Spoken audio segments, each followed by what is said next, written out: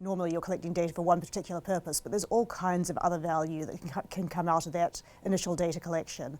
And if you can share that data and combine it with other data sets, there's a huge amount of information that can be gathered from that data set beyond what that initial investigator was collecting it for. And that saves time and money for both the patient, the investigators, the companies, and the community as a whole, because that data is being used not just for one specific purpose, but across the spectrum for a whole lot of additional projects as well. What's more, once that data is combined with other data sets, there's even more insight and learnings that can be generated from it. So as a community, we can learn all sorts of things we may have never thought to ask initially.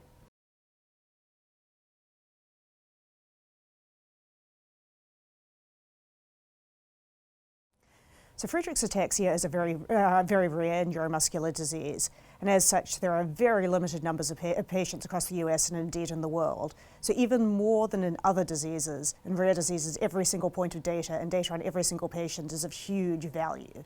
So we really feel it's important in these diseases, particularly the very rare ones like Friedreich's, to get every piece of information we have and share it as broadly as possible so that we can derive information from it.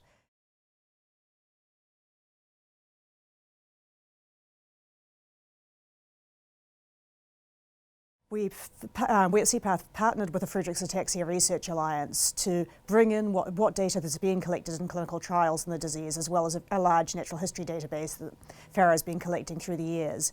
Bring it into an integrated database in the format used for regulatory filings and make that available. Any company or individual who's doing research in the area can apply to CPath and ask for access to that patient level data for whatever research purpose they may have.